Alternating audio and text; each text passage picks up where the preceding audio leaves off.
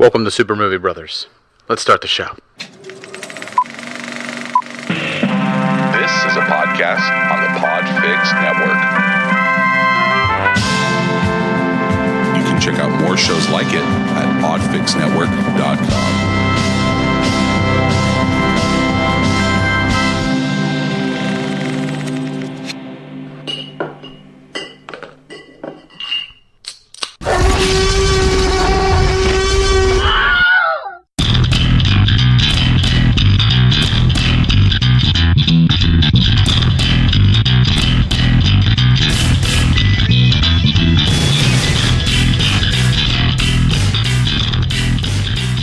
Welcome to Super Movie Brothers, episode 91. I'm your host, Super Movie Brother Dave. I'm your host, Super Movie Brother Jay. We got a fun show lined up for everybody. Absolutely. We're going to start off with a little bit of a recap, as we always do, but then me and Jay got a review for...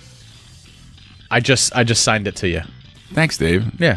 It's A Quiet Place. Me and Jay have now learned sign language. Yes, we have. We don't even need subtitles for that No, we shit don't. no more. So we got a review for A Quiet Place coming up. It's going to be a spoiler-free review. We're going to be discussing the film in very broad strokes and terms. And then we got a trailer park that's going to be coming up. Obviously, in that trailer park will be the new trailer for Solo, which just dropped. But then we also got two other trailers that we're going to discuss. One looks like a god-awful movie that I can't believe is actually being made.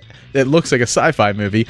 And then the other one actually looks like it could be quite fun. It's kind of like... Which I don't think is on many people's radars. It's not. That's why I wanted to put it on here. So it's kind of like Death Wish meets like sci-fi. Like it's really John Wick cool. is. Yeah, kind very of almost, right? Very much, yeah, very much. Yeah. So I'm actually really interested to talk about that one. And then we obviously have our beer reviews for this week. Me and Jay got two new beers from Christina at the beer store. She's back picking our beers again. Unfortunately. Much to our chagrin this week.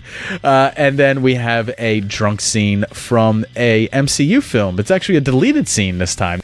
And then finally, I am joined by my Podfix brothers, Wes from the Via VHS podcast and John from Now In Technicolor, to do an MCU lightning round. Yeah, I'm gonna wait in my indie corner sipping bourbon, Dave. Is that okay? Yeah, that's fine. Yeah, All right. You sit there all by yourself, dick in hand, bourbon in mouth. I'm not quite sharp enough for that segment. So what the MCU lightning rounds are is we took each of the phases of the MCU, phase 1, 2, and 3, leading up to obviously Avengers Infinity War, and we did lightning round. So for phase 1, it is, the 6 films, 5 minutes each film, and we do round robin. So if I start off with Iron Man, then Wes picks up with Incredible Hulk, and then John picks up with Iron Man 2, and so on, and we do this round robin here. And then the key is, the reason it's called lightning round is I did 5 minutes for each film. So if one of us was in mid-sentence, talking about something about the film, it didn't matter. It got cut off, and we moved on to the next film. So It wound up being like a lot of fun. It sounds like it's a contest. There was no contest. It was just a nice, concise way to discuss such a large topic. So Jay, what the fuck were you up to this week, man? Well, besides coming down with a little bit of a nasty cough, where I actually was a extra on a big movie set, David. On a big movie set? A big movie set. Gee, golly gosh, how did that go? It came to Philadelphia. Hollywood came to Philly. And though there's only one movie that's filming in Philly right now. Creed 2. Creed 2, yeah. And they've been in town for about 2 weeks, and filming started about a week and a half ago. Mm-hmm. So, and unfortunately, I can't disclose too much detail or information. Was able to find a fellow podcaster in our family in Podfix world, and I do not want to disclose who that person is, unfortunately. I think he might want to keep it under the radar as of now. Some of our listeners might know who I'm talking about, but it was really awesome to see him, talk with him, hang out, and it was a long day, Dave, 14 hours. It was a shoot. I'll say it's a final scene, fight scene in the movie. I was a Russian extra watching, and Das Vidanya. yeah, so what I had to do was really rough and boring and Tedious. painfully tedious and just Tedious. Painfully tedious. It was not unfortunately tedious. It was tedious, and tedious. I did not sit around anybody interesting to talk to. Unfortunately, I'm sorry to hear that, mate. Our podcast brother was on the other side of the room, and he had a great experience as far as mingling with other people. But I think there's a good chance we might be in the background in some of these shots. So possibly they might not look out for us. They might not use any of your shots. I know, that's true. If you don't come back, because you were supposed to do 5 days there. But what I shot was a big sequence.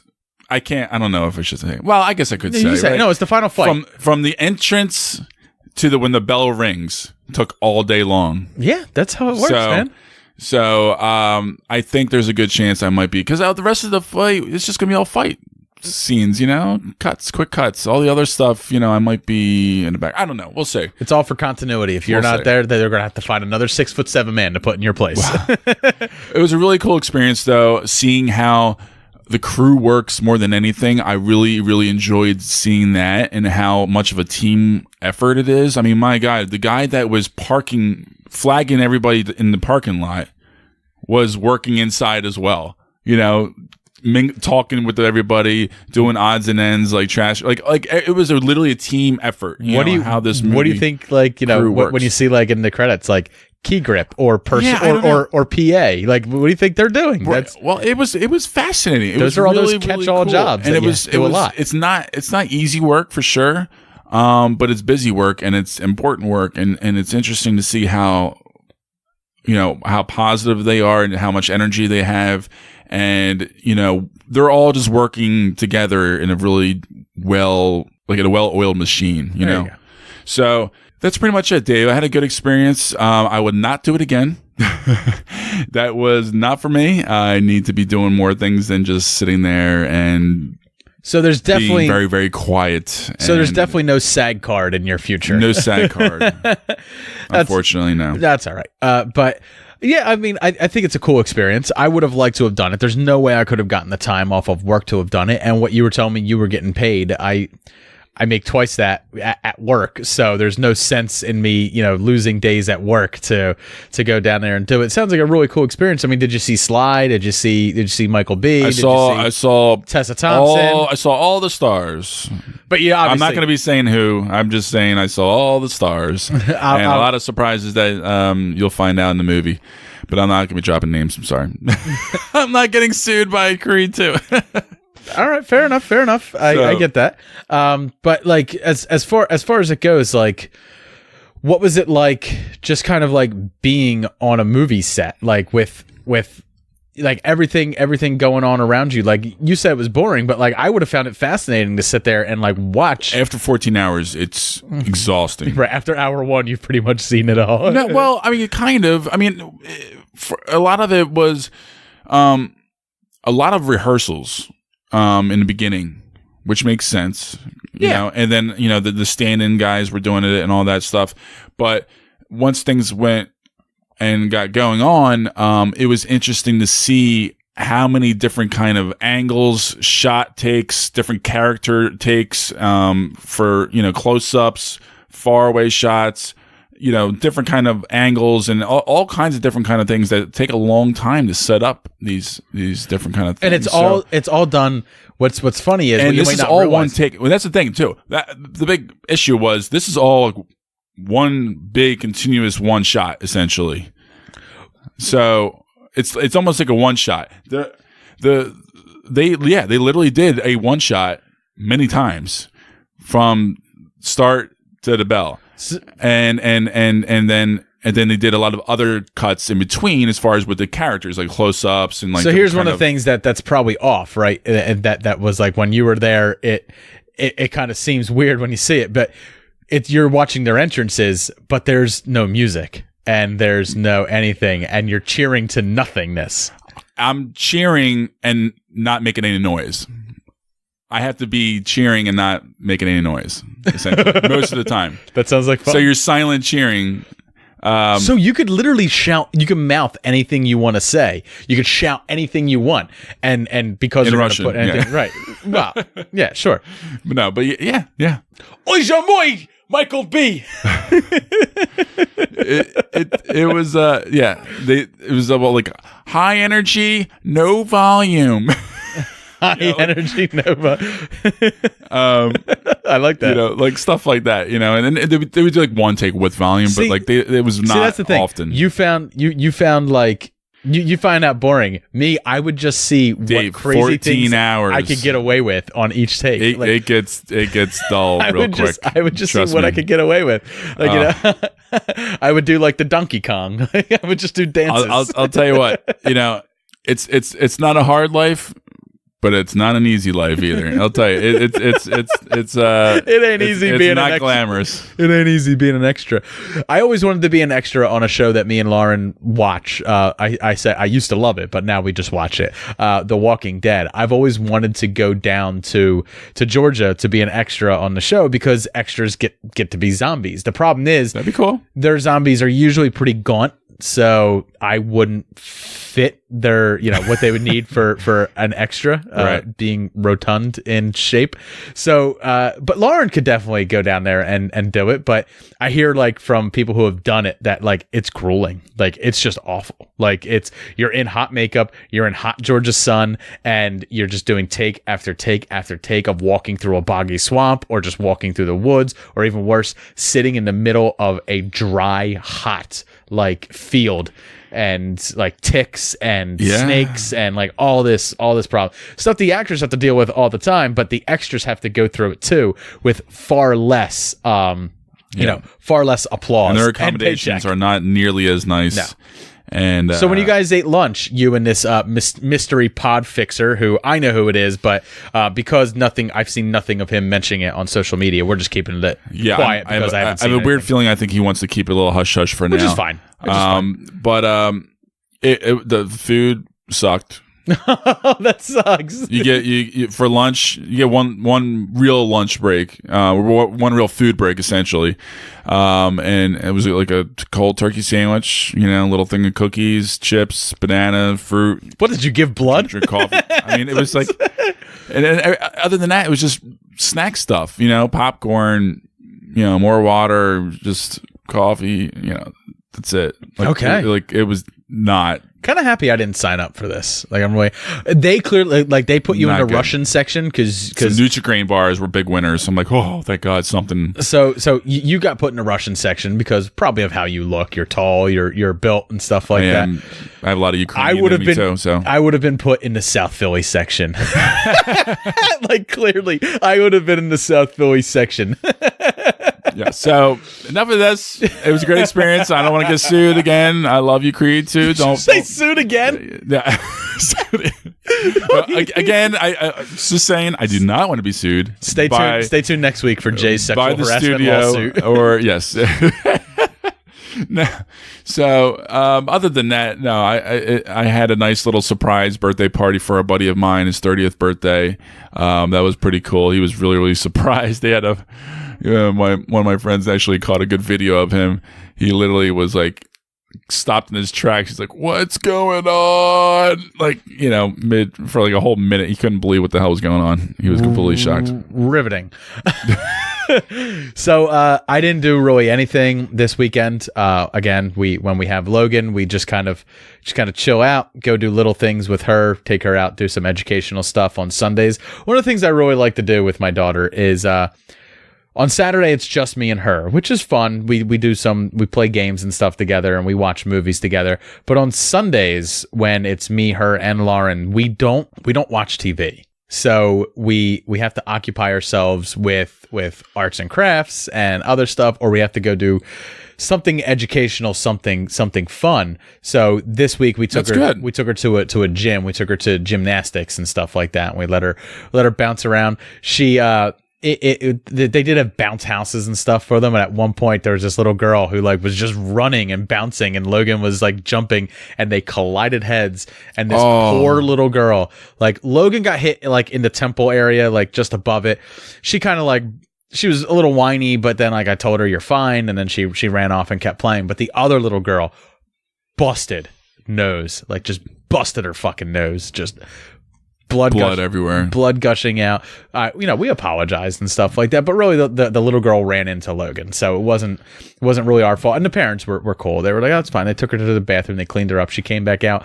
But then like 5 minutes later, as she's running around playing again, like her nose is just still bleeding, and they eventually had to leave. I just felt so bad, but it's gonna happen. Kids will be kids. I did have time to watch some shit this week though, so I did get to watch a Miles Teller film. It also had Josh Brolin in it. It was called Only the Brave, and it was about the hotshot fire squad out of Granite Mountain in Arizona. Unsung heroes. So one of the interesting things that I found about it was it's a film that follows the first federally licensed hotshot unit that is municipally funded, which sounds really boring. But what it is hotshots are usually from a state organization or from a federal organization.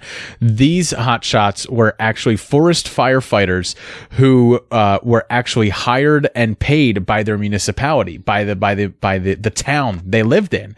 And there's not really any of those. This is the first one. So like a lot of the film is actually them trying to get their federal certification for being hotshots, which, a lot of people weren't giving them the chance because they were pretty much local guys, but they wound up getting their certification. But it's just a very well done, like true story type movie. I really wound up enjoying it. I loved Josh Brolin in it. I loved his relationship with his wife, who's played by Jennifer Connelly. And I really just like the idea of these guys and like the minutia they go into in like explaining like a forest fire and how you fight it, like controlled burns and digging. And it's like, structure fire, you fight the fire hard with work, water. Man. Well, it is. It's actually more hard work than like going and fighting like a house fire. Yeah. Because you're digging, you're marching miles into the wilderness, and then you're digging holes, you're setting burns, you're putting those burns out so that way you have no more fuel for the fire. And I love the line, like there's a point where they go up on top of a hill and he tells all the trainees, where he's just like, look out there. He's just like, because this is the last time you're ever going to see nature beautiful. He's like, because you look out there and you see a beautiful vista. I look at it, this is paraphrased, I look at it and I see fuel, like fuel for a fire, and that's it. Okay. So yeah. So it's like, but it's very heart wrenching towards the end. And I don't want to spoil anything. I really enjoyed Miles Teller in the film. I have so much trouble finding anything I don't enjoy Miles Teller in. But he knows how to pick roles. He does. He knows how to tailor to his look and his acting style. I think. For example, I think Ryan Gosling, for example, is great at doing that. He knows how to pick roles really well. Even Shia LaBeouf, no, can sometimes really know how to pick a role and up his wheelhouse and his kind of acting style. And there are obviously a lot of other people, but I think that Miles, more than anything, does fresh and interesting work. Yeah, I mean, he was in Bleed for This last year, the true life story of a boxer. And then earlier this year, he was in Thank You for Your Service, which was another heart-wrenching film about someone in a service. But you say he's great at picking roles, and you forget the fact that it was not long ago that he was in Fantastic Four. But can you blame him for that? Or Fant for Stick. Yeah. He was also in all of the Allegiant films. All of the Divergent films. Boys gotta get paid. He will soon be playing the voice of Gilbert in The Ark and the Aardvark. And he's going to be in a TV series coming up called Too Old to Die Young, which I'm actually... Is that the one with Nicholas Winding Refn? Yes, it is. Ooh. Yes. So I'm actually excited for that one. interested in that one because it explores the criminal underbelly of Los Angeles. Yes. So I'm interested in that. But Oh, baby. Jay, sometimes you're right. People do just got to get paid. But Only the Brave is definitely worth your time. I believe it is streaming now. It's not anywhere for free, but you can rent it. I did rent it at home when I watched it, but I really enjoyed it. I cried at the end. So it like with most movies, Dave cries at the end. I cried too, Dave. Really? What'd you cry at? Did you just A Quiet Place. I just signed it to you first. Jay did. I had to do the sign language first, and then I'll vocally tell our listeners. But that's one of the things I did really enjoy about it. It's emotional and also very thrilling and scary. All right, so let's get into our review for A Quiet Place. Do it. We have to protect them. Promise me. I promise.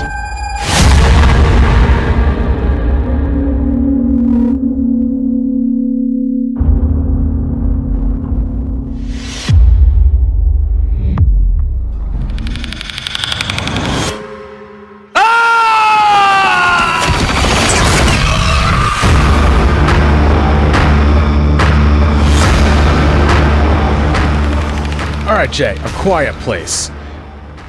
Directed by John Krasinski himself, starring John Krasinski and Emily Blunt, and then some child actors who were playing his kids and whatnot.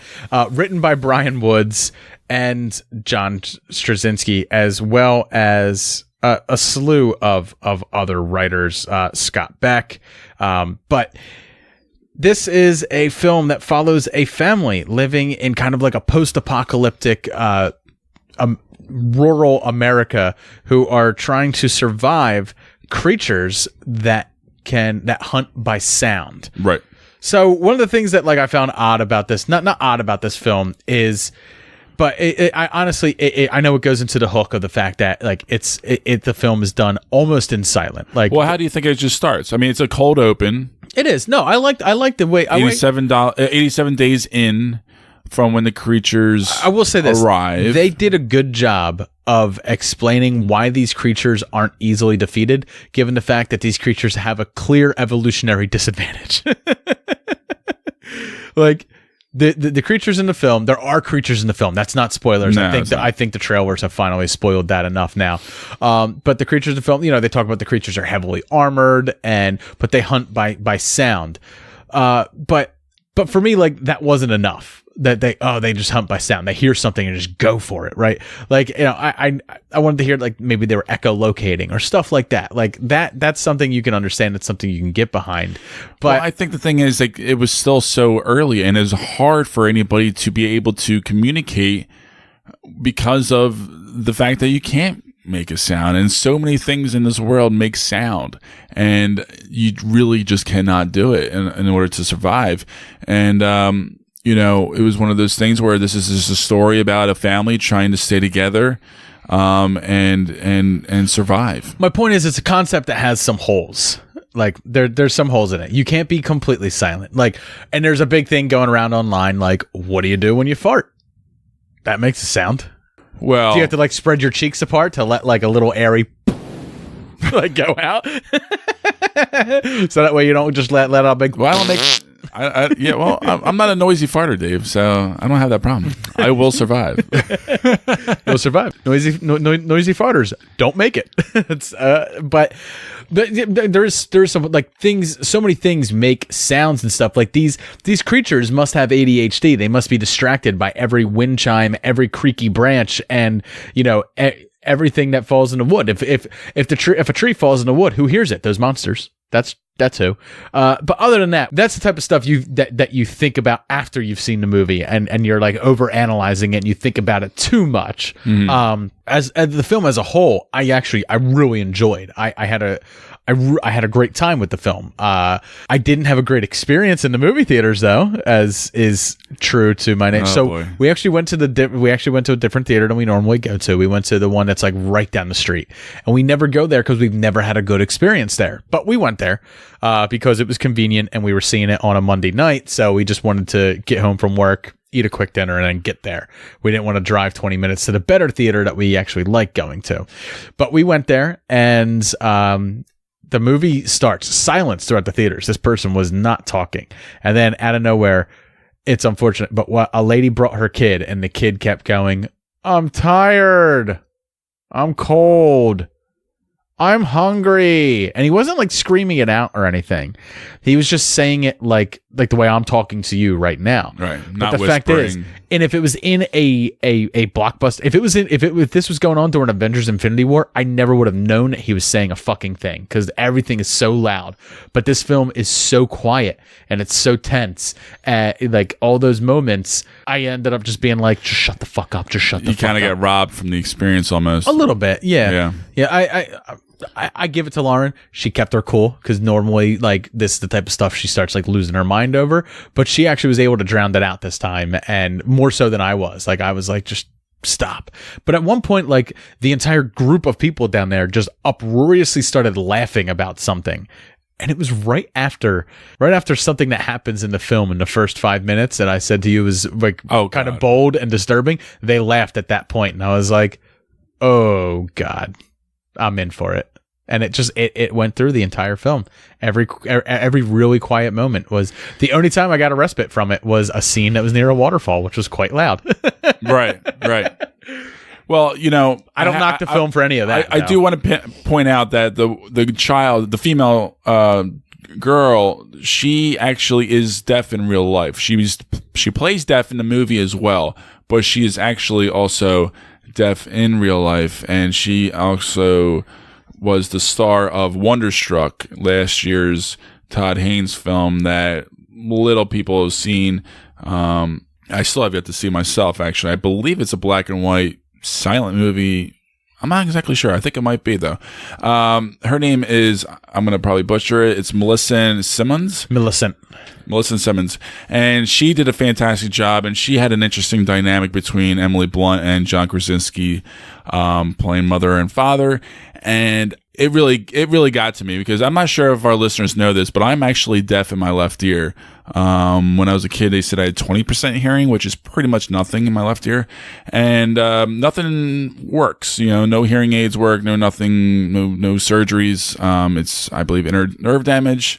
My father likes to blame my mom's loud voice, and my mom likes to blame our old husky dog back in the day barking in my ear for that issue. But I obviously I was probably born with it, and surprisingly, I don't have a lisp or any kind of other issue with that, other than mostly trouble with background noise. If I'm in a bar, listening to somebody talking, obviously being very tall, and trying to hear somebody, sometimes I miss some things. I miss some words, and sometimes I come across as like either an asshole or just saying weird stuff. Like I respond.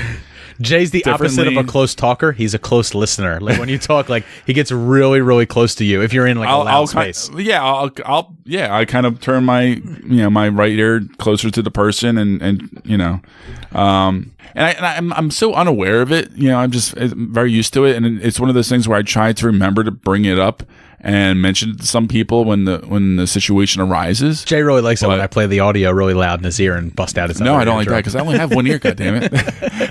So make sure it's okay. So, A Quiet Place, Jay. The acting in it, you obviously enjoyed. I think across the board, I thought it was really strong. I always like these type of smaller budget, small stories. I mean, this film already has made its budget back twice over at this point. Yeah. But the story it's very simple. Survive. Just survive.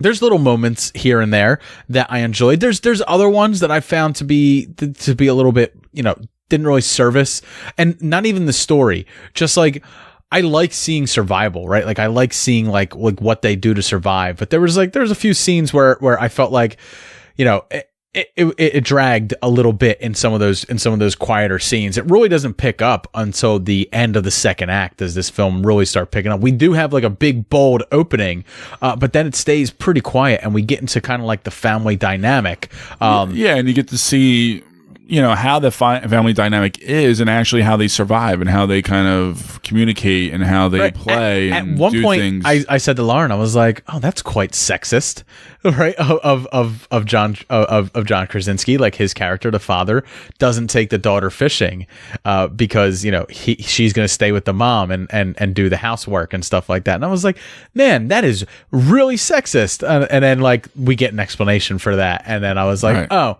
No, that's more emotionally deep than I thought it was going to be. Very. So there's little things, there's subtleties in the film that I enjoy, that's going back and forth, but it's all done without talking. No one talks in the movie, and that's the movie's shtick. That's the movie's thing. Like they speak through And I sign love language. But pretty much like the fact they had a deaf daughter gave them basically an advantage over other people because they already as a family knew how to communicate without. Very well, talking. very efficiently, having, being able to communicate plans, backup plans, emergency situations, and how to respond to them. Secret, quieter bunkers. So that's what I was telling Lauren. Like, there's some of that stuff where it's like, as far as I know, John Krasinski's character is a completely normal, average guy. He's just a completely normal, average guy who was put in an extraordinary situation and found a way for his family to survive. It seems like that's the way you take it in the film.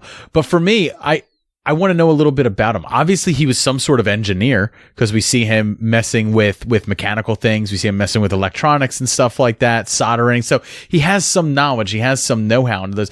I wanted to know what he was before all of this that gave him kind of like that edge over other people. Because we do see other people in the film, and they don't fare as well as they are at their little farm.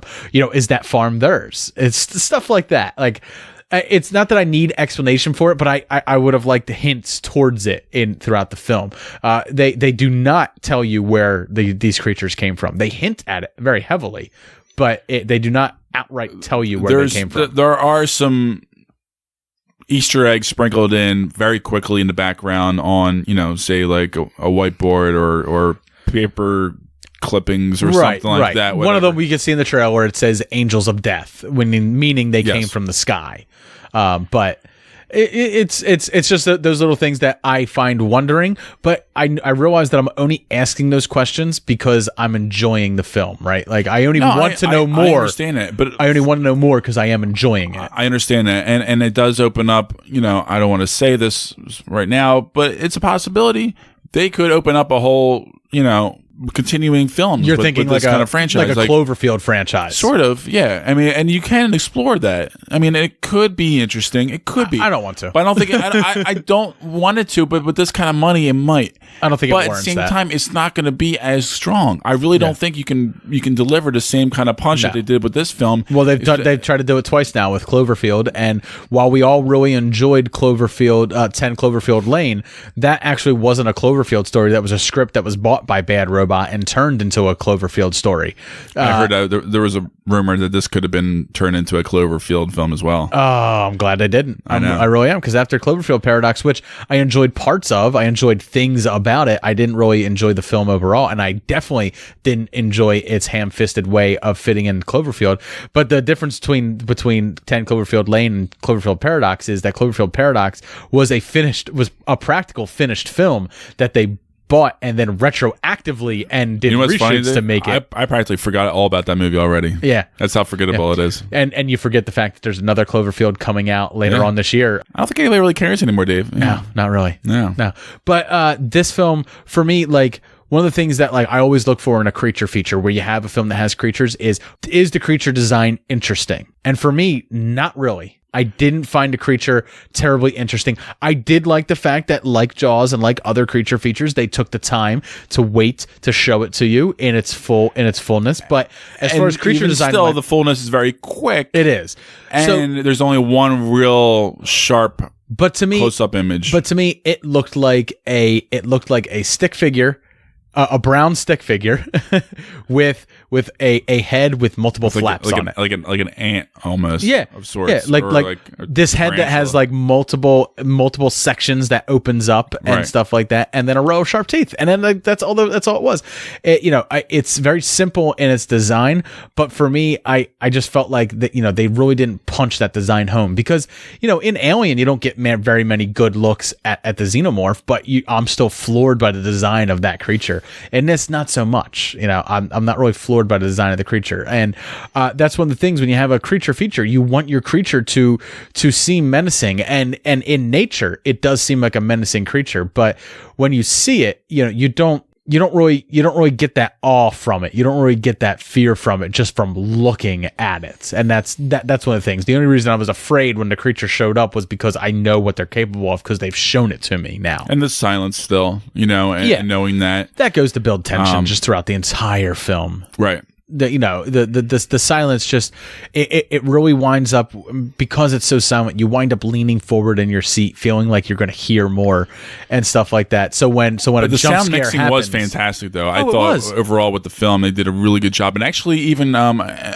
combining this with the deaf girl's her sound. I don't know if you heard that, if you picked up on that. There was a blend of her silence, yes, and then the actual movie silence. Yes, very seamless, but it's subtle. But it really worked. But rather well in the movie, in the everyone else's silence, there's still wind, there's still rustling of leaves, there's still there's still noise out there, but it's all background noise. For her, there's nothing. It is just blankness. And yeah, I mean, one of the things that I really enjoyed was the way they figure out how to beat the monster. I thought that was very well set up. I thought that it was all, and it took a long time. But I enjoyed it because it was worth it, right? They set it up like there is a sign that's written in his in dry erase marker, and you can see it in the trailer where it says, what is their weakness? Like weakness ? And they kind of set up the weakness throughout the film, but the way it pays off, it has a pretty big payoff, and I really, really enjoyed it. And one of the nice things about it is it wasn't like an immediate payoff where it's like we as the audience figured out, that's their weakness, but the characters didn't figure it out for a little while after that, which was nice. It wasn't like an immediate light bulb, this is how we do it, and then they go forward. It wasn't like it's all the way to the very end pretty much. But that's a movie that I liken this to a lot. Signs, like I liken it to Signs quite a bit, much. where it's very quiet, and it's all about this family in isolation surviving. So Jay, that's that's really all I have to say about it. Like I said, I would have liked to know more about the universe, but I'm not going to knock a film for not giving me the answers that I want. The fact that I'm looking for the answers means I enjoyed it in some way. But if you were to score this film, Wayne, what are you going to give it? Really difficult for me.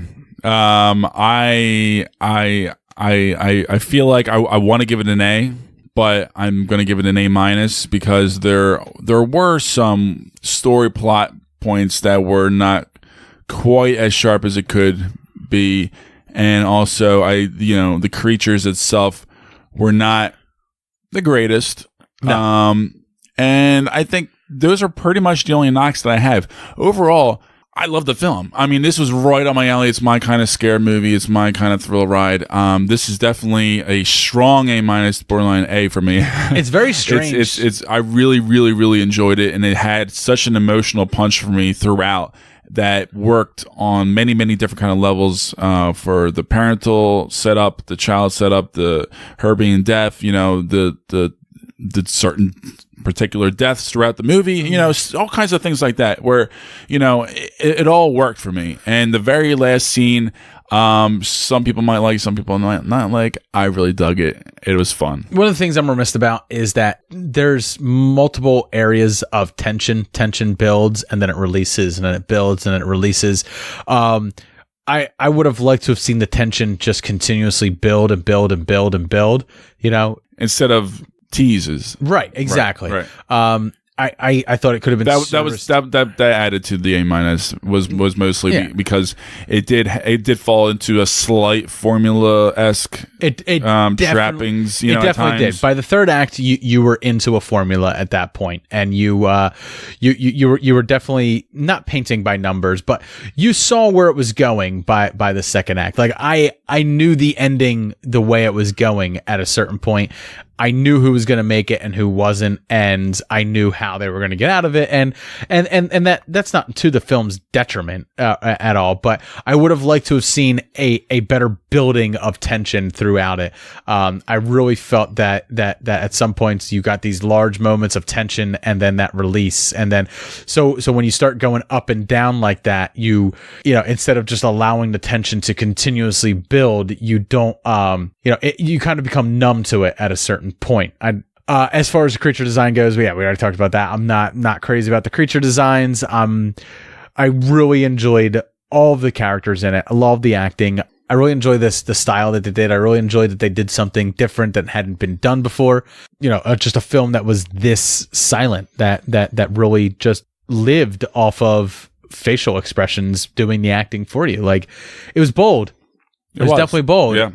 And it looks like it's paid off for them. But what I'm going to be giving it is a B+. Okay. So you're borderline B+, B, and I'm A-. Yeah. I mean, I wasn't floored by it. I wasn't like, man, I can't wait to watch this again. I'm actually curious if you had watched it in your home theater with, you know, your headphones on and no interruptions, and you might have gotten sucked into it a little bit more. Would you have enjoyed it a little bit more?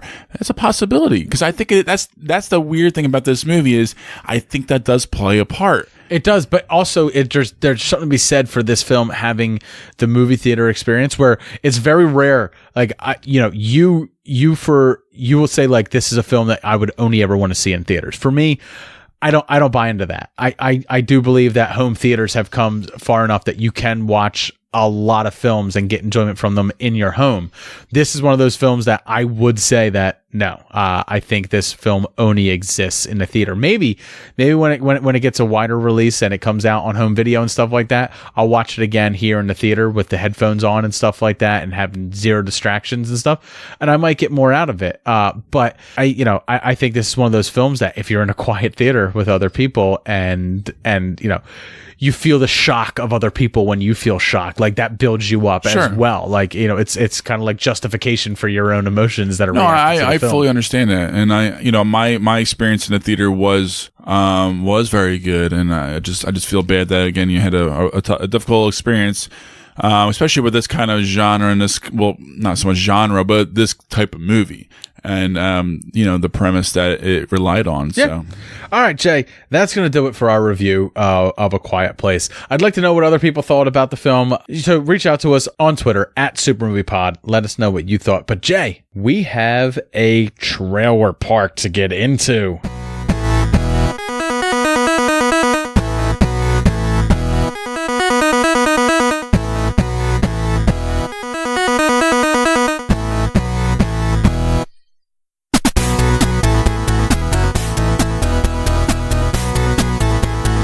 All right, Jay, we got 3 trailers that we're going to be talking about tonight. First trailer that is up, yes, is one that I am very, very happy to watch, and I cannot wait to see this movie. So the first film up is Meg, which stars Jason Statham and Rainn Wilson.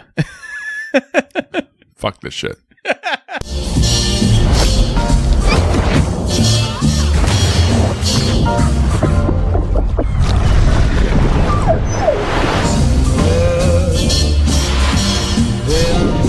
That thing's out there. You need to find it and kill it.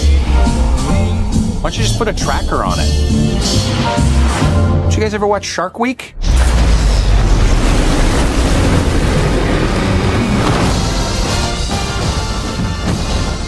So, Jay, Meg is the story about research scientists that are, I guess it's in the future because they're kind of like in this underwater sea lab, Sea Lab 2021. Yeah. And they come across a megalodon, and the megalodon is making its way to shore, and Jason Statham is the only man who can take it on. Of course.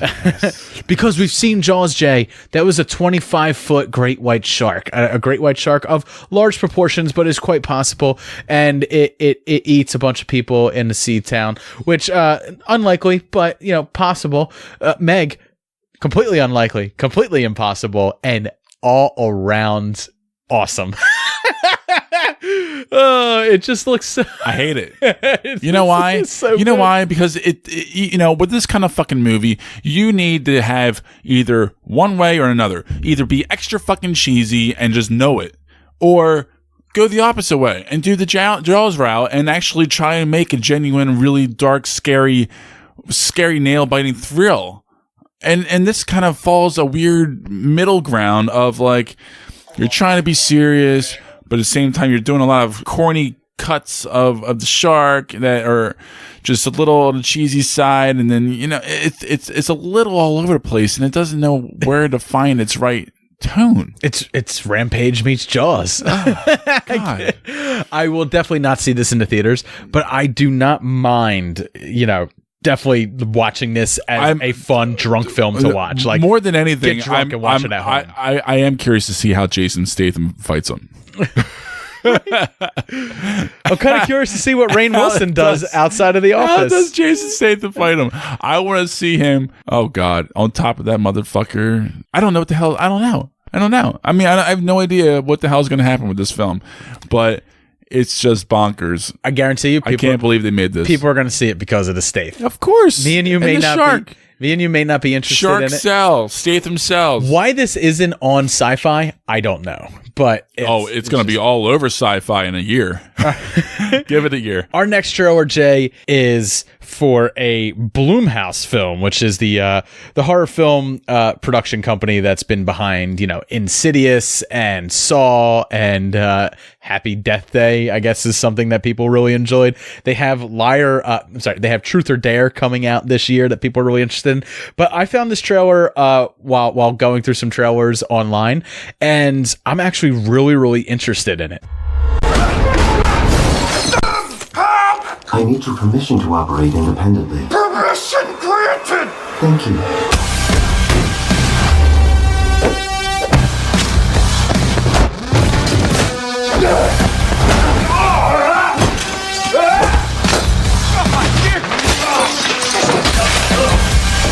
Stay down, man.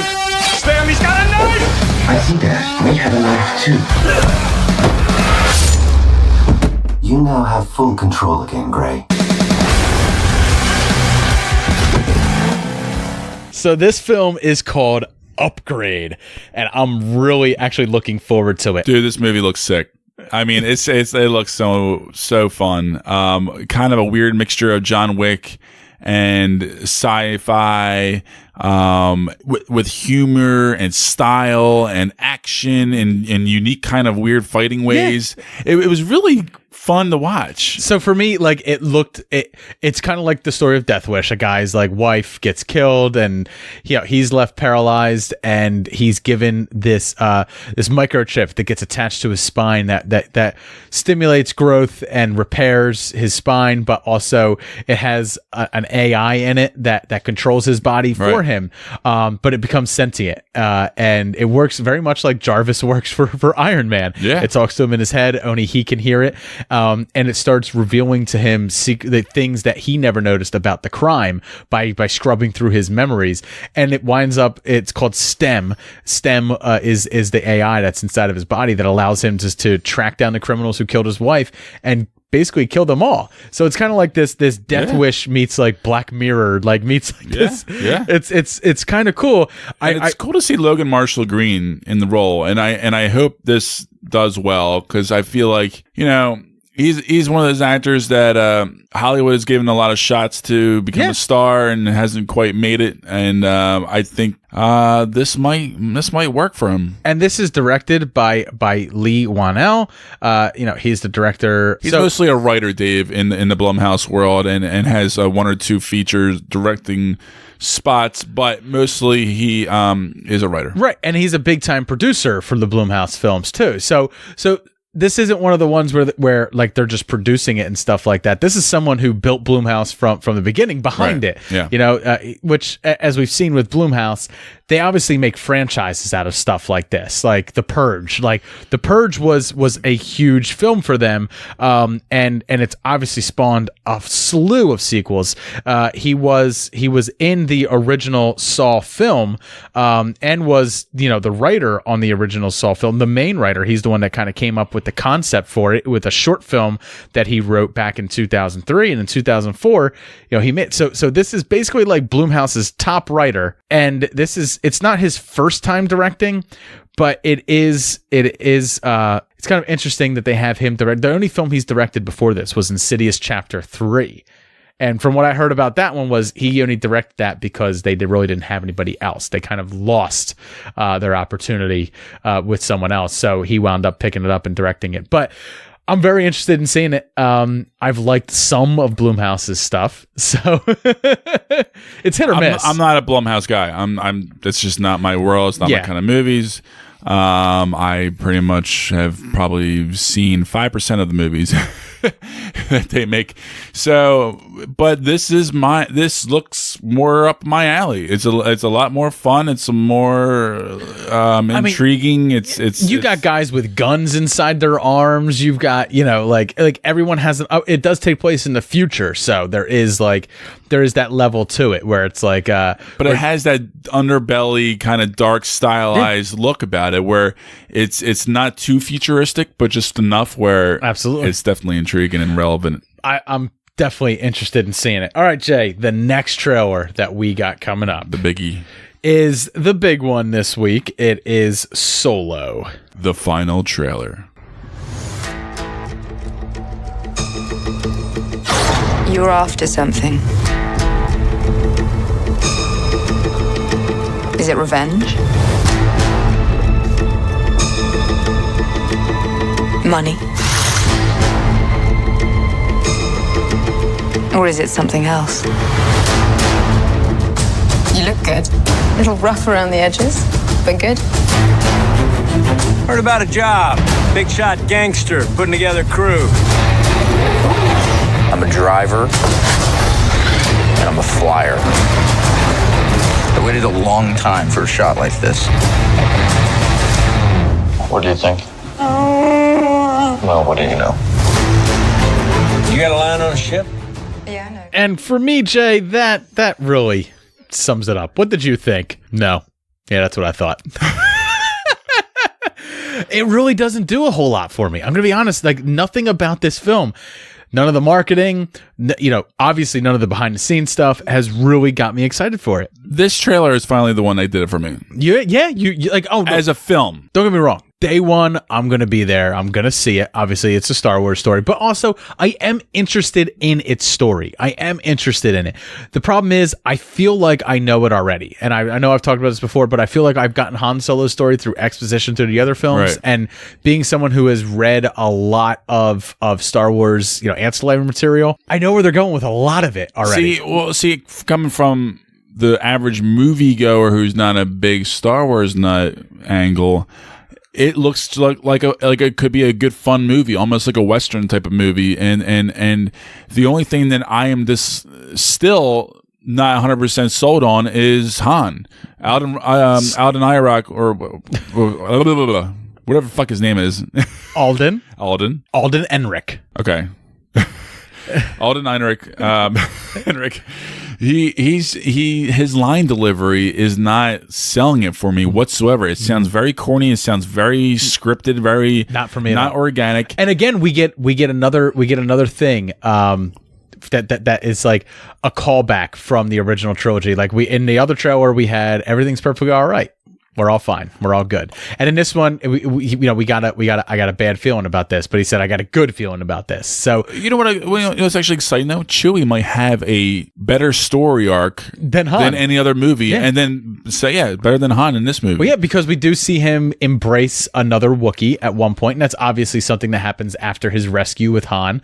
One of the things I found interesting bringing up Chewie is if you go back and watch the first trailer, there's scenes where Han is standing under the Millennium Falcon, and he's just kind of looking up at it. There's another scene that's in the desert where he's walking with Emilia Clarke. Now, if you watch this trailer, in that scene where he's looking up at Chewbacca's in it. If you look at that scene in the desert, Chewbacca's in the background carrying luggage, which I found hilarious that he was carrying luggage through the desert while Emilia Clarke and him were walking through the desert. Because doesn't that remind you of Spaceballs? Yeah. When Barf had to carry it. That's exactly. So that's exactly like what I was thinking of. But they made a purposeful effort to pretty much remove Chewbacca from scenes in the film. So I just find that interesting. Also, we get some new characters, and this is the first time we're really seeing Paul Bettany's character. He's obviously who looks great. He does look great. But one of the things I noticed was if you look at his face, it's all like scarred up, but it doesn't look like scars. Like when you pause it, scars almost. No, it looks like slashes. I think Chewbacca got a hold of his face at one point. His face is like completely like clawed up. Yeah. Okay. Either that or he tried to rape Emilia Clarke, which would be terrible. But I'm glad she clawed him. Yes. but no, it looks like something at some point clawed his face. But he has these really cool like knuckles, like these like vibro knuckles that he puts on. But then they have like these almost like basically lightsaber-esque wings to them that come off that like cut through things. I thought that was really cool. I really like the swoop bike gang, which we saw in the other trailer. This is the first time we actually see them riding their swoop bikes along the train. So they're obviously helping or trying to stop Han during that train heist. We get two different types of stormtroopers in this. We get mud troopers, which are kind of like these troopers that exist on a swampy type planet, and then we also get range troopers, who are the troopers that are firing at Woody Harrelson's character on top of the train. So it's apparently a theme in all the Star Wars films that we have to get new type of stormtroopers every time. We got the beach troopers in the last one in Rogue One, and this one we're getting. It's a different style. This is a darker movie. Bradford Young is the cinematographer of this film. He previously did Arrival, Selma, Dark, and Ain't the Mighty Saints, very dark, and then also A Most Violent Year, very dark, also dark. So very muted tones. That's his style, and that's what he likes. And apparently, the studio did not fight him on that. A little surprising. It's not what I expected for a Han Solo film, but I think it fits the world that they're going for. But does it fit the tone of that like blended comedy that you're kind of getting in it? Like, that's what I'm a little worried about, because right now the trailers aren't selling it, but it could work in the movie. Is that someone that Lord and Miller brought in, or do you think that's someone that Ron Howard brought in, or no, he's been the original cinematographer the whole time. So then his cinematography stands juxtaposed to Lord Miller's original idea of like a partial comedy. Exactly. Yeah, which I don't know. Which would explain one of the reasons why things weren't going right. From what I've heard, they were trying to ad-lib a little too much, because apparently they liked the script. The script that was written, everybody liked, or at least the studio liked. People wanted them to stick with the script more because they thought it was very, very strong. And I think Lord and Miller were trying to add a little too much, do a little more improv. And I guess it wasn't working, or it was wasting too much time. I don't know. But either way, I think that was a part of the contribution towards the decision to fire them. So, I don't know. That's one of the stories that I've heard. Slightly more excited for it after seeing this trailer. Still some things that have tempered my expectations while watching this trailer. Like you said, still not sold on the portrayal of Han Solo. One of the things I really don't like is Woody Harrelson gives him his gun like that. that DL-17, that gun that like is iconic to Han Solo. I don't need an origin story for everything he's got on him. Why can't he just like I don't need that. Though I don't need to know how he got his boots. I don't need to know where he got that vest. I don't need to know these things. I know. I understand you wanting to tell an origin story for him or wanting to tell like an early story about Han Solo. I don't need to know how he got his gun now. I like these are like little things that's like these are the minutia that like wind up adding up that I'm just not crazy about, you know? Like I like the Chewbacca aspects of it. Emilia Clarke still has done nothing to really sell me on her character in the film or what her purpose is here. The only person I watch in this trailer and I go, fuck yes, I want to see this film because of that person is Lando. I only want to see it for Donald Glover's Lando. I love the fact that he's sitting there. He's chewing it up. Casually talking to Han Solo as he kind of like puts his cup out and this little droid like floats over and puts like a cocktail mix into his drink and then he casually sips it. I'm like, yes. He casually says, "Smooth motherfucker." Every rumor that you've heard about me is true. Yes. You know, I'm like, that was sick. Fucking smooth. I love it. Real smooth. I love it. Yeah, Put him in Colt 45 commercials now. Very well casted for this film. All right, Jay, it's been a long road into this, but let's get into our beer reviews, man. Let's take some time off. Let's do it.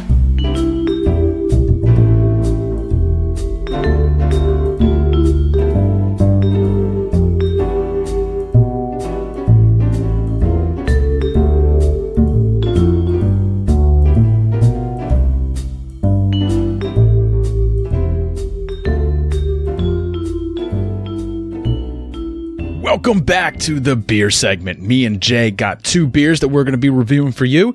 But of course, before we get into those, we got our drunk scene. And this is going to be another MCU drunk scene. Jay, I'm pretty sure until Avengers Infinity War comes out, it's going to be all Marvel drunk scenes up until then. Nice.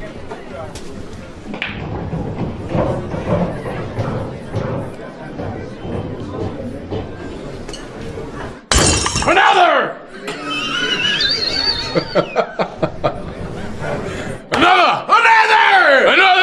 Another! Oh, the mood is good, the hearts are full, there's magic in the air. It's all because we're here tonight, and how we gotta get. So raise your glass and toast to life wherever it may lead.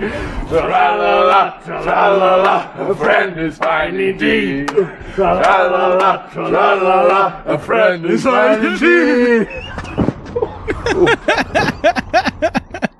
Ooh.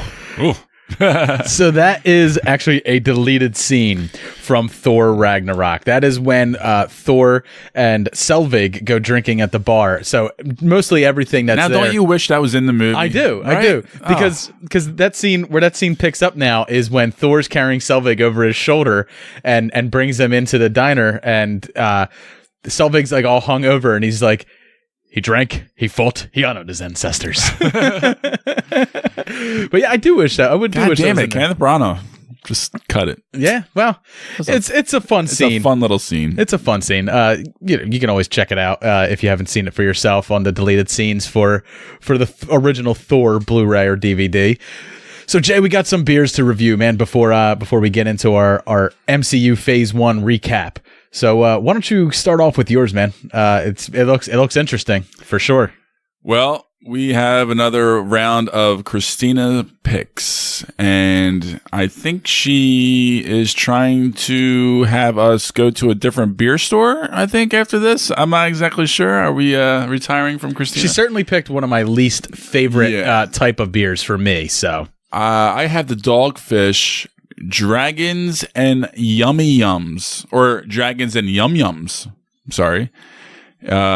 Flaming Lips. It has, oh my lord, this thing has a bunch of different kind of fruit flavors of, well, it's described as a pale ale brewed with dragon fruit and yumberry, passion fruit, pear, and black carrot juices.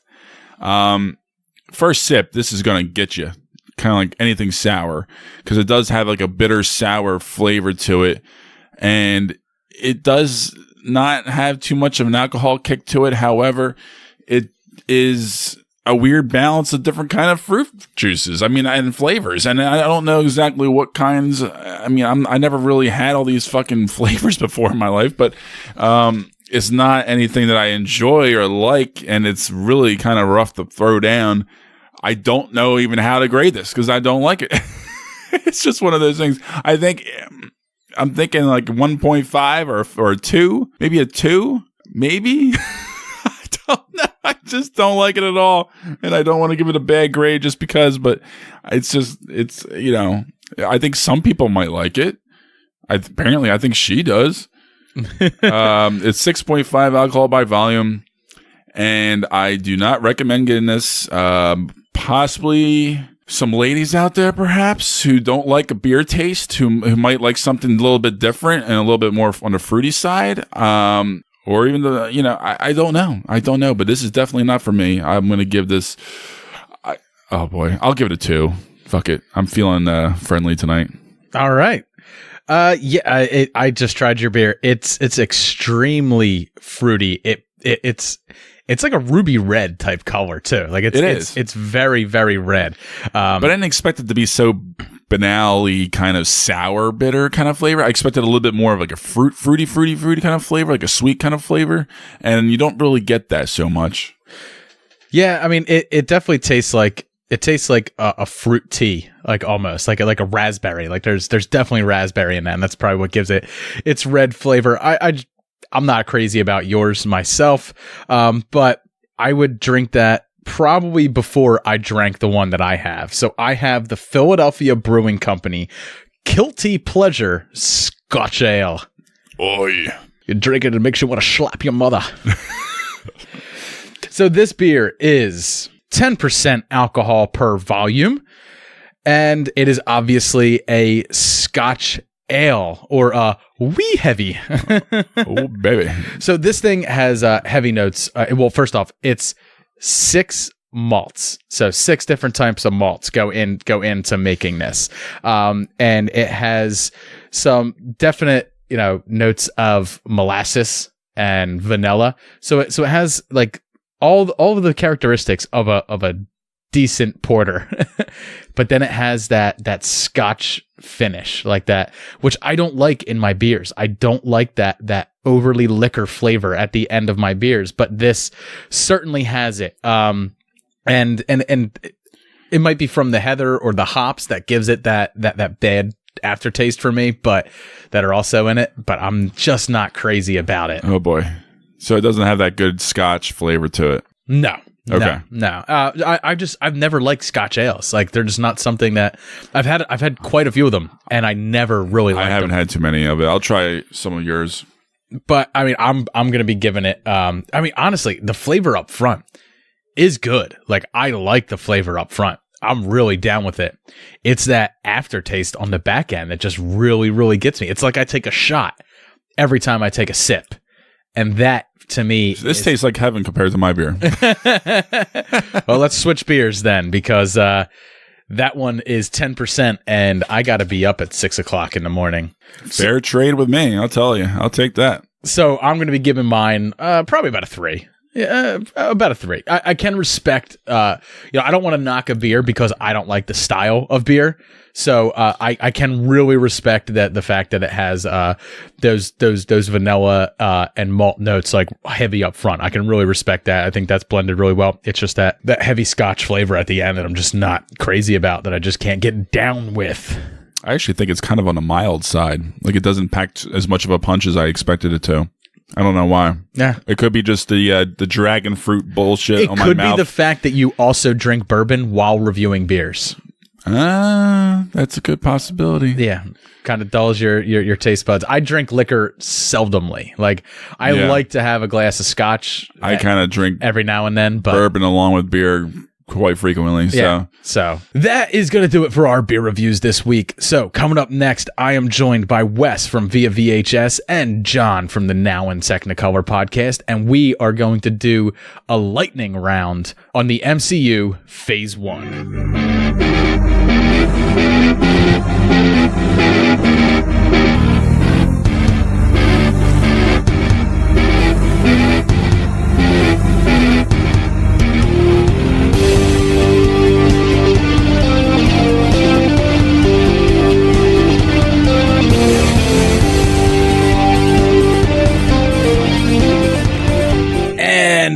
Welcome back. So we're doing something special this time. Normally for the Marvel movies, me and Jay just kind of sit around and we discuss the Marvel films at length. This time, I've realized Jay can't hang with me anymore when it comes to talking about comic book movies. He's just not in the know.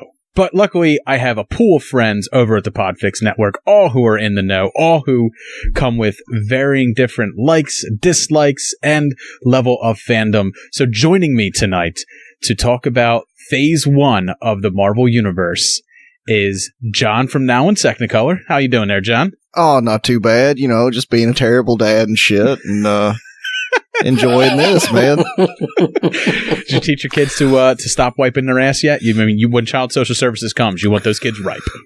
Oh yeah, definitely, man. Matter of fact, I suggested they quit taking showers as well, and just to urinate on themselves instead of in the toilet. You know, might as well go that extra step. And make sure you put giant holes in all their winter coats. So next year, you know, make sure all the fluff's coming out. Yeah, all of it. Just leave them with nothing, bare bones. And then the other Podfixer who is joining me is Mr. Wesley Younger of the Via VHS podcast. What is up, Wes? Man, I'm up, number one. My Marvel, I'm an actual superhero. They call me Vanilla Thunder. and my arch rival of Black Panther. Yeah. My alter ego is Nestle Wesley, and then I'm Vanilla Thunder, and then my power is just catching like inanimate objects. When somebody's like, "Hey, here, catch," and they just throw something, I'm good at it. That's awesome. That is an underused superpower. However, I think Tony Stark would still make you register. No, I'm not signing the Sokovian Accords. I don't know. I thought it was being the most all-time badass American. Oh, America. That is true. That's my other alter ego, Scooter Danger Douglas Jr.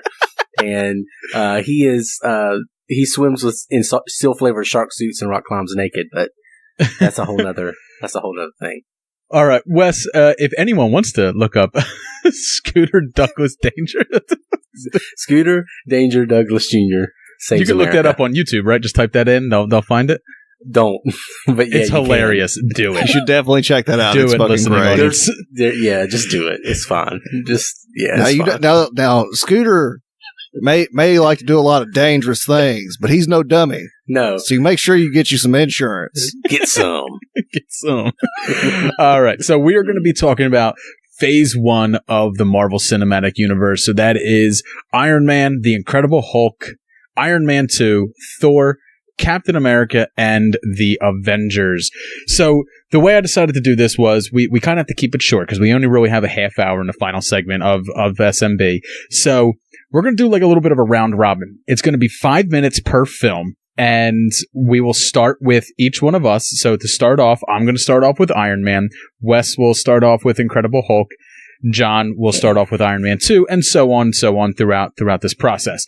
And then what will happen is once we hit that 5 minute mark in discussing a film, no more words. We're moving on to the next one. So you're going to have to keep your thoughts concise if you want to get everything in that you want to talk about. So let's get this started. Let me pull up my stopwatch here.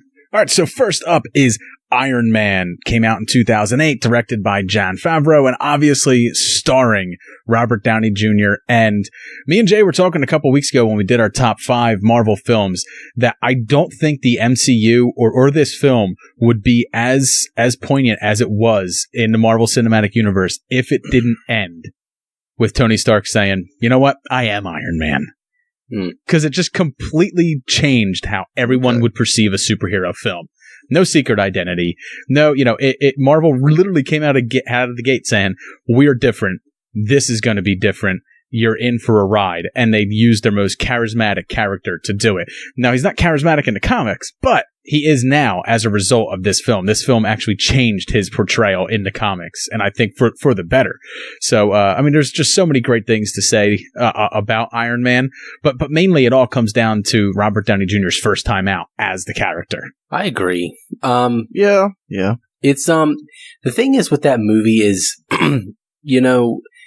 except for the Dark Knight trilogy, okay, up to that point, I'll be honest, superhero films for the most part suck. I mean, the Burton Batman movies weren't that great for me. X-Men movies didn't do anything for me. The first 2 Spider-Man were pretty damn good. But this was something different. They got a great cast. Like, this is saying something. You're going to get Robert Downey Jr. and Jeff Bridges and Gwyneth Paltrow, like all great actors and actresses in this film. I mean, they really started off on a great foot.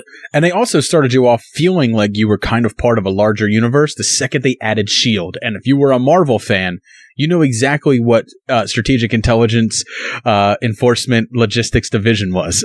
You're like, oh. I missed the moment you saw Nick Fury, when you saw Sam Jackson walking as Nick Fury, you were like, we're in for a big ass ride now. Yeah, and I don't think I ever left the theater like more excited. Like I really loved The Dark Knight, which came out a couple weeks after Iron Man did, but I really, really liked The Dark Knight. But when I left The Dark Knight, I wasn't sitting there jazzed for the next one, you know? I felt like I got a complete story. When I left Iron Man, I was just fucking stoked for what was next. Like, I knew Incredible Hulk was coming, but I didn't know how they were going to treat it. You know, at this point, it was a film that had completely changed from what Ang Lee did several years before that. And when I left Iron Man, I was like, fuck, I cannot wait for what else they have in store and where they're going with all this. Cause we obviously knew they were leading to an Avengers film by the fact that, Nick Fury says, the Avengers Initiative. The thing is with that though, it still feels, looking back at it, because it was a huge gamble. And with the next film we're going to talk about, all the Avengers Easter eggs in it, I don't think they knew it was going to work for sure. Well, Disney didn't own it yet. Paramount Pictures did at this point. Paramount Pictures, yeah. But I don't think anybody knew for sure it was going to work. Yeah. Disney's acquisition began in 2009 and wasn't completed until 2011. Yeah, I mean, admittedly, it was a huge gamble, but it was one of those things where they were like, look, we have a lot bigger scope of what we want to do starting off. And if this film flops, and guess what? We just have the one. But if it succeeds, then we have a good set base to launch off something that we feel like we can actually make into a much larger thing. And with all the amounts of comic book fans that there are, they definitely felt like they had a good base, and then they marketed it in a way that really allowed for a more general audience to come in and kind of appreciate the character for what they made of him. Not so much what he was at the time, but what they made of him through the film. Right. And at the same time, like you said, gave a rebirth to Robert Downey Jr., really. Yeah. And he got to play someone who was very similar to himself, very headstrong, very cocksure, fighting demons, on the inside. I think some negatives for the film, though, that, because we got to get into a little bit of them, is the main villain, Obadiah Stane. I wasn't crazy about him, and I never liked the earn this moment that he gets. That seems to be like, a trope in a lot of films, earn this, when his sidekick dies in the caves. Yeah. Yeah. Well, I mean, at the same time, this gave that launch to the basic formula of the Marvel villain, really, where it's like, okay, here we go through the film, and it's all about time. Shit. Time. I liked where you're going there, John, but man, I am sorry. Time is up. Wes, are you ready to jump right into The Incredible Hulk? Oh, yeah. The Incredible Hulk. Here's the deal. When you look at it, it's still the lowest grossing Marvel movie in the Marvel Cinematic Universe, that is. And you can look at it in a lot of ways as kind of a step back, and especially since they were trying something new.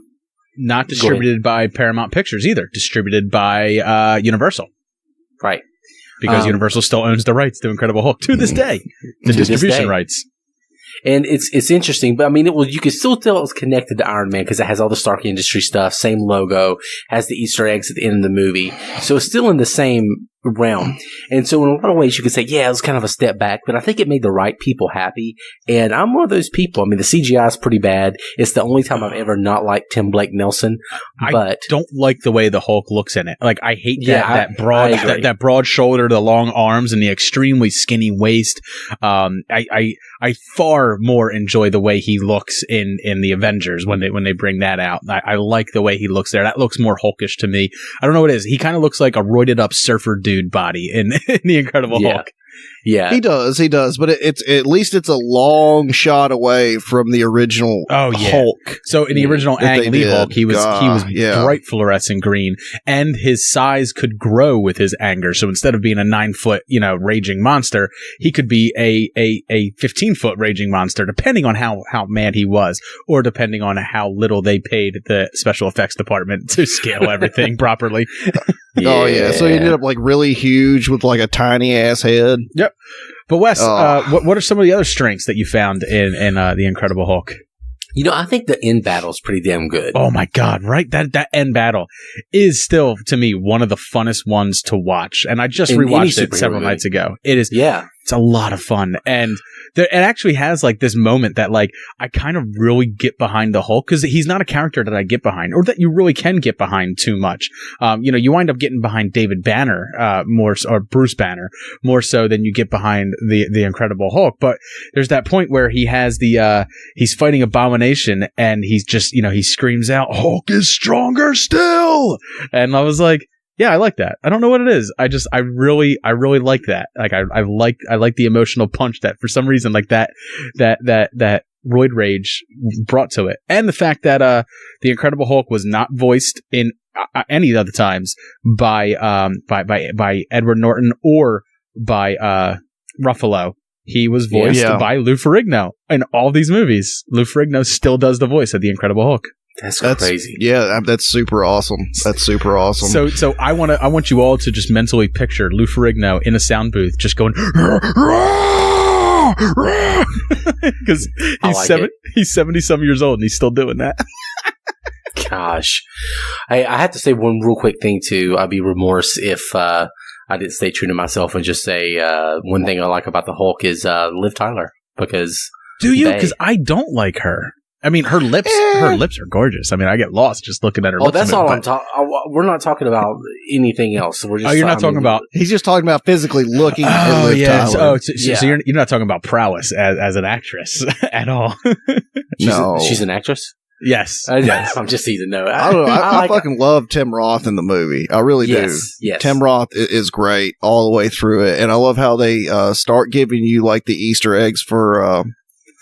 Captain America in that film with the old super serum, soldier serum. Yeah. So I like how they were already still continuing to try to push the package forward, even with just like the little small things. I really did enjoy that, but some of the things I didn't enjoy, it was a very slow beginning. Number one, it was very slow to get off, but I felt like they did that intentionally to reintroduce you to the character, because they needed to establish that even though they're not telling an origin story, they needed to establish his character, which I didn't mind. But some of the things that I did mind was the introduction of Mr. Blue, who eventually looks like he's going to become the leader, and that going nowhere in the Marvel Universe since then. The end credit scene of Thunderbolt Ross being there and Tony Stark coming to him, and I was just like, so he's going to become the Red Hulk? Oh, no, nothing's going to happen with that at all. Eventually he'll just become Secretary of State or Secretary of Defense.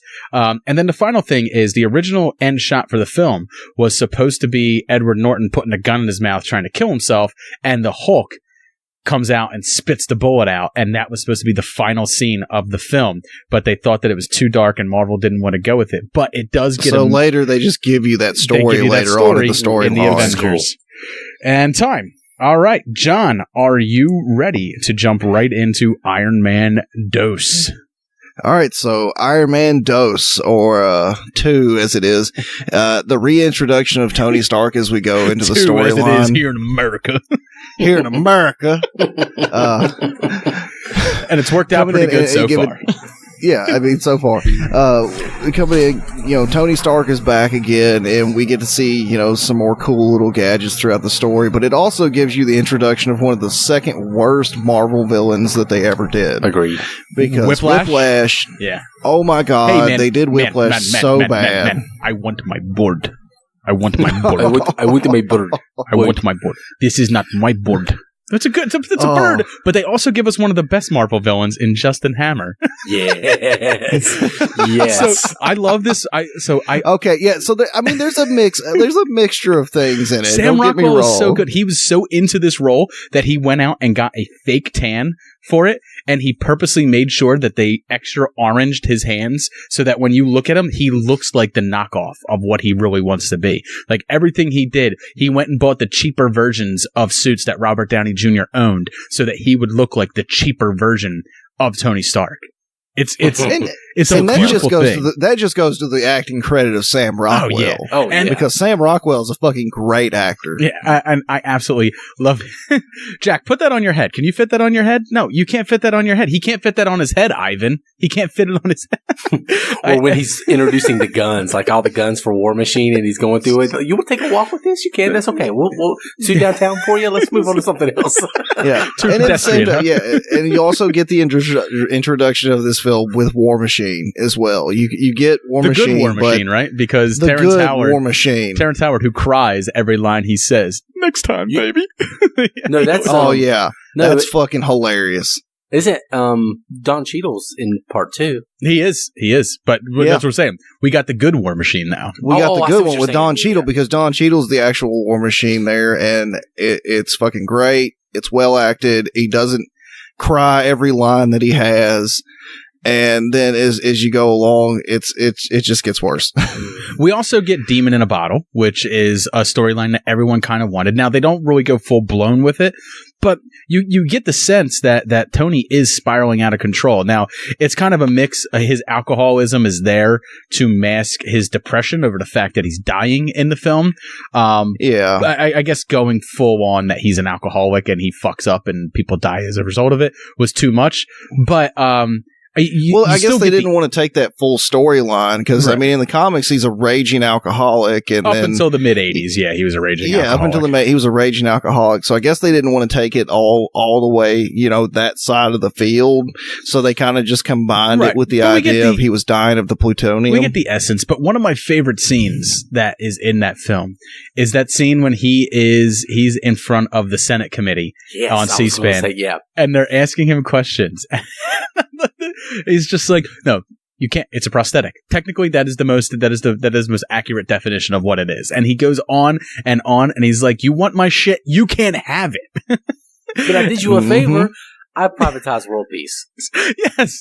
And it was like the opposite of like that scene that he had, where he's just like, that's how, in the first one, when he's like, that's how Dad did it, that's how America does it, and that's how it's worked out pretty good so far. It's kind of like the opposite. Now he's sticking it to America, but it's okay because I did it for you, which is kind of like the American way, right? Like business does everything for us. Business grows America. I mean, it is definitely capitalism. Yeah. Definitely a very firm idea of capitalism. And there's a lot of parallels, to Disney in that Howard Stark is there's a lot of parallels to Disney and the World's Fair and all this stuff. I really dug all that. So one of the things I didn't really dig though was that his dad hid it was hidden here for years, Tony. You just needed to find it at the exact moment that you were dying and this would save your life. Yeah, but it's also, I don't know. Oh, we had to say Black Widow though. She shows up in this. Oh my God, I want one. Yeah, I want. Who is she? A walking sexual harassment suit. If you don't watch it. The whole hallway scene is right up there with any Daredevil fight scene because she lays waste to some guards and looks way better doing it.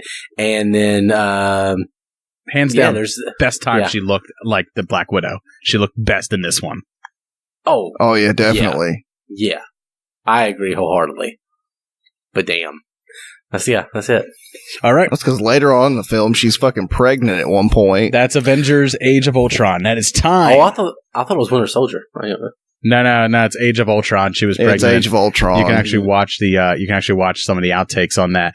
And I am up for Thor. Now, Thor, this one was the biggest mystery to everybody. No one knew how they were going to do this, how they were going to do a god, right? Like a god who actually exists like in the real world. In the comics, the way he's portrayed is very, thou art, like he speaks very Shakespearean in the comics. They even give him like his own little font in his word bubbles because he speaks differently. But I was honestly expecting a very boring film when I went into Thor. So I think that's why I wind up enjoying Thor so much as I do, because they wound up taking Thor and making more of this like arrogant, petulant child out of him. And it wound up serving his character so well. But I mean, the real star of Thor is Tom Hiddleston, is Loki. Oh, yeah. Yeah, Tom Hiddleston's Loki in that film stood out so hard. And to think he originally auditioned to be Thor, because even though he's only like an inch shorter than Chris Hemsworth, and if you see him when he's not playing Loki, when they don't have all the stuff on, he's a cut up, ripped dude. Like he is, he could have almost played Thor if he could have put on about 20 more pounds of muscle. Yeah, if he was just a little bigger, he definitely could have knocked it out. But he has the perfect punchable villain face. Like you just love. Yeah. Like when you look at him, he with that black slick back hair, you're like, that is what Slimeball looks like. He's the Jason Isaacs of the Marvel films. Like he's just like, Jason Isaac, like in The Patriot or pretty much anything he's in. Yeah. Or the Harry Potter movies. I mean, you just want, I want to drop kick that guy in the face. And Hiddleston's right there with him. I mean, yeah. I mean, he does. He has that perfect villain face. But the thing is, he has that face that, like, you want to punch it, but at the same time, you want to go get a beer with him. Yeah. Yeah. I think everything that I loved about this film, it all happened in Asgard, though. Yes. I loved seeing the Asgardian world. I loved seeing Idris Elba. I wasn't terribly aware of who he was yet or how much I would fall in love with him throughout the rest of it. It doesn't matter. I only saw Dark Tower because of how handsome that man is. I don't mind. That is a very attractive man. I know. I don't mind saying it. I don't mind saying I wouldn't have sex with him. How could you? But I don't mind saying that's an attractive man. I told my wife, you can sleep with Idris Elba. I just want to see the video when it's over. I wouldn't even be jealous. I'd be like, fuck, I'd sleep with him too. Fuck. I saw like a meme or something at one point in time, and it said, all right, guys, if any of you could get it up with one guy and everybody interrupts, I just help. Like at least that's like everybody just interrupts. I want to say something real quick though about Asgard, because I remember, I think I saw like the special features of the Dark World, which we'll get to later, and they were talking about how they were trying to change how Asgard looked. Asgard looked amazing in this film. I just rewatched it. The way it melded with space. They had that amazing panning shot. They have this amazing panning shot, like when they when Thor comes back from I think from wherever he was, the giants, the ice giants were realm, and he kind of comes back in, and they kind of do like this panning shot that like goes over top of Thor, then runs down the Rainbow Bridge a little bit, and then just kind of like expands out and gives you like this grand view of what Asgard looks like. And it was an amazing shot, amazing special effects. And then you're right, they did change it. They made it look a little bit more old world in the second one, which it kind of flies in the face of what they were saying. Thor isn't a god; he's an alien. I mean, he kind of lives in a realm, which the realm kind of exists between dimensions. So but he is technically like an alien, not a god. But the second one kind of took a little bit of that away by making it look very old world.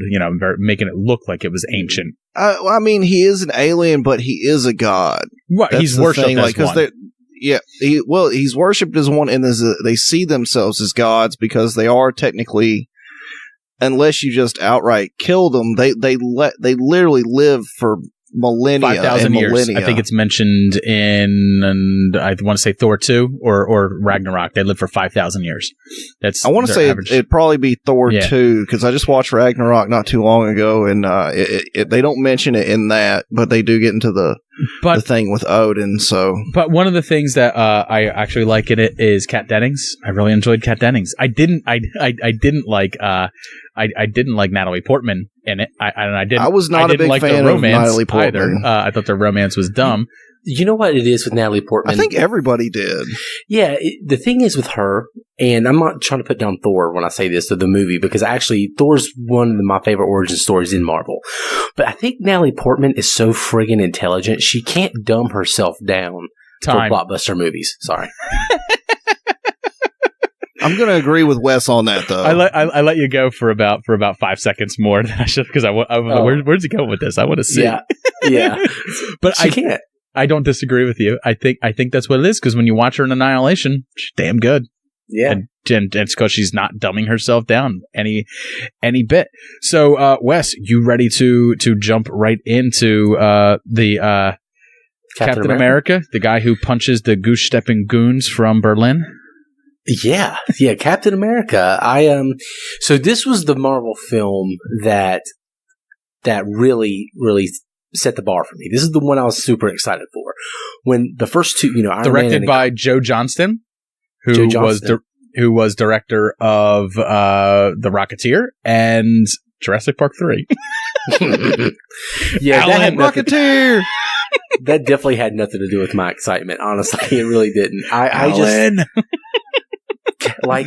I like the idea of them kind of going into the past, because it shows even in the trailers like they're old 40s Brooklyn, World War II era.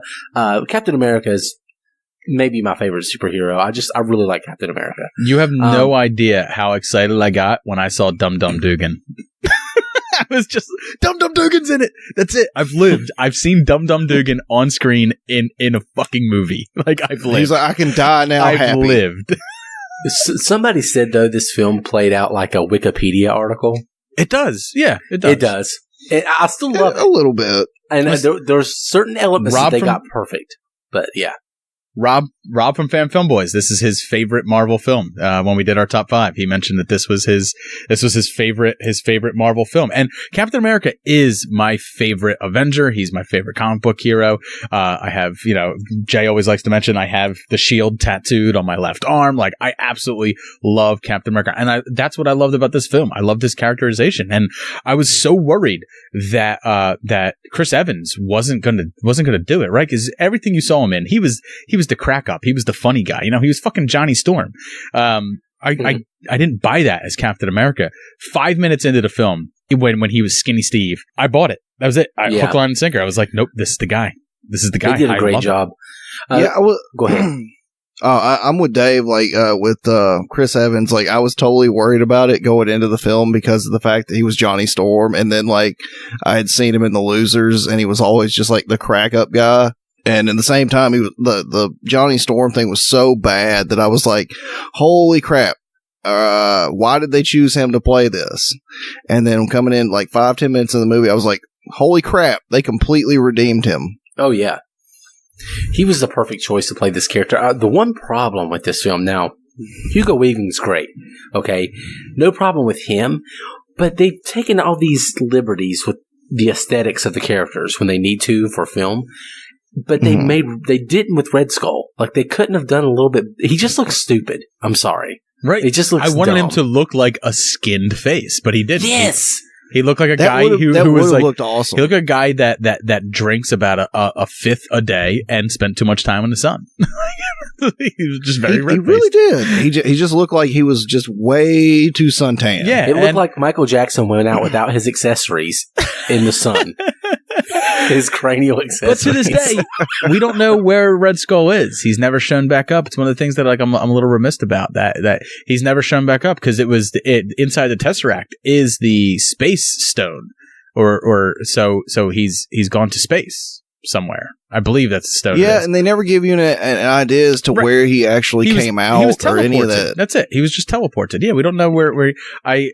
There might be still some surprises left up the sleeve. You don't need Hugo Weaving to come back to do it.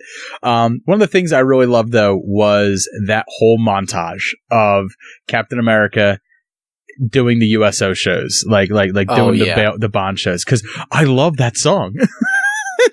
It's a bullet in the barrel of your best guy's gun. I love that, right? And they pay homage to the Captain America front cover, the most famous Captain America front cover of him decking Hitler and stuff, which obviously they didn't want to do in the film, because even though it takes place in a different world, they didn't want to make it too otherworldly.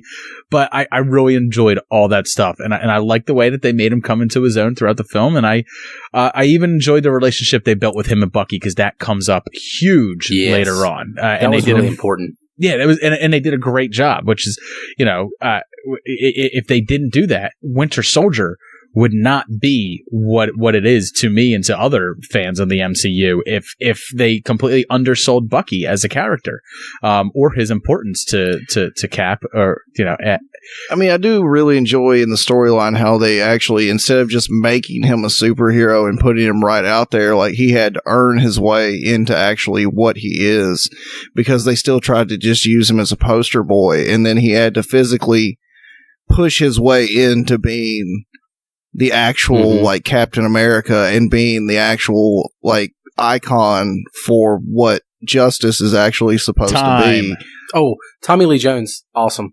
I was going to say, I was Peggy Carter. before we went into Avengers, Peggy Carter was great. She was adorable. I only had to say her name. I'm keeping a running total of our Marvel sex symbols over here because I noticed a trend. So I'm just we'll discuss this later. All right. But also the girl who was in Game of Thrones who played Natalie Dormer. Tyrell. Yeah, Natalie Dormer in it. And then also, jaw dropping. I completely forgot Tommy Lee Jones is in this movie when me and my wife were rewatching it, and I was like, that's Tommy Lee Jones. Holy shit! I completely forgot.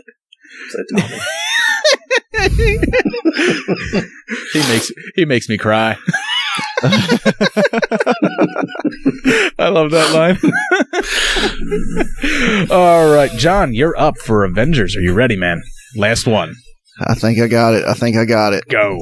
All right, so the Avengers film, the final, like, actual culmination of this build-up over the last few years that we've been waiting for since the first Iron Man film that finally brought all of these characters together, that was just amazing. And it does. The story was well done. I mean, the setup was great. And, I mean, you love every one of them, and it's got just enough comedic moments into it that it doesn't weigh it down and just trying to be funny. It does not disappoint one iota when you start meshing all those personalities. And, like, they're all such strong personalities that, of course, they would clash. And I can't think of anyone else to write an ensemble cast like this than Joss Whedon. Oh, yeah. I think he did it perfectly, and he portrayed Black Widow as more than just a sex symbol. Like, he made her powerful, and he made you feel like she earned her spot on that team, and that's one of the things that I really loved. I love that interrogation scene when she. Oh yeah, like the interrogation scene is great, and then just Jeremy Renner actually coming in as Hawkeye. And finally, like, really getting to see Hawkeye, he did really well. It actually makes you really enjoy the character. I didn't enjoy him until the second Avengers film. This first one, Hawkeye in the comics was a villain. He was a villain first, and then they turned him over to the side of the Avengers. So it made sense that in the films they made him sort of like an antagonist first, and then an ally later. But I didn't feel like they gave him enough. I think it really. I mean, they didn't really give him a lot, but it gives you that introduction, and it really kind of sets the relationship between him and Black Widow up. Yeah. Really well as to the way that they've been partners for so long. You and I remember, and they really understand this very differently. Yes. And then, of course, you get the change of who plays the Hulk into Ruffalo. Yeah. Versus, Edward Norton, which I really enjoyed the actual change versus Norton. Yeah. I think Ruffalo does a fantastic job of actually playing Banner and into the Hulk. And Edward Norton, turned down coming back. He never signed any other contracts, but he was good friends with Mark Ruffalo, and he did point Mark Ruffalo in the direction of the MCU and kind of encouraged him to do it. So, well, I'm glad he did, because Norton is notoriously a dick. So, and I don't think, like, watching this film, I don't think what he brought to the Bruce Banner character would have translated into what they needed for this film at all. Nope.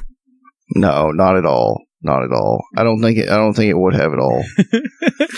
Fell out of the sky, son. Are you an alien? No. Well then, son, you've got a condition. It's this film, like, you can't. Like, best Harry Dean Stanton cameo ever. It's hard to overstate like how amazing this how important it is. Yeah, because I mean, this was the moment, like, it could have just been it. This could have been like, okay, this is the end-all, be-all. We've done a Marvel universe, and we have 5 films or whatever. But then really, this set up like, oh, we're going to do more phases. We're going to keep doing this thing. Yeah, this is just the end of chapter 1. Yeah. It's still, I think, maybe the best Marvel movie, though. My only issue with it is the ending. Just the way that blowing up the mothership takes out all the Chitauri, because they took out the line where they mentioned that the Chitauri are basically a hive mind army that is for hire. They took that line out. So when it happens, I mean, you get it because that's a trope in movies, so you just go with it. But it feels a little cheap in the end, you know, like just for me, it feels a little cheap. Now, one of the things I really enjoy is when Thor shows up. And are you afraid of thunder? I'm not. Are you afraid of lightning? I'm not often fond of what follows. Exactly. Yes. Does Mother Knowest you wear her drapes?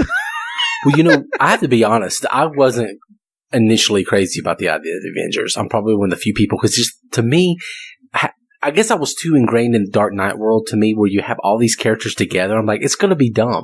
It's not. You are the reason that the DCEU is still spinning its tires, my friend.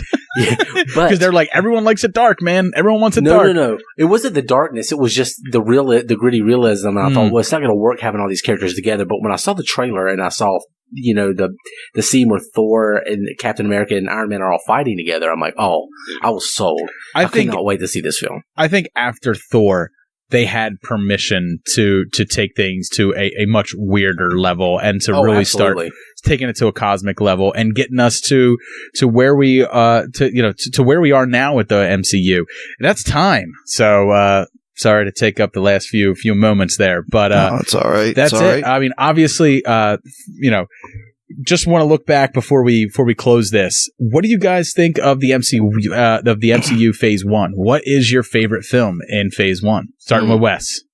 It has shit. I think the best film is Iron Man, but my favorite is ultimately the Avengers, just because of the audacity just to try this and it work out, and seeing all these people on screen together. It just seems like something that would never, ever, ever work, and they did it. So also, Agent Marie Hill, Colby Smulders got that out there. Oh yeah. Oh god, yeah. And people were very much in love with her at that time for her role in How I Met Your Mother.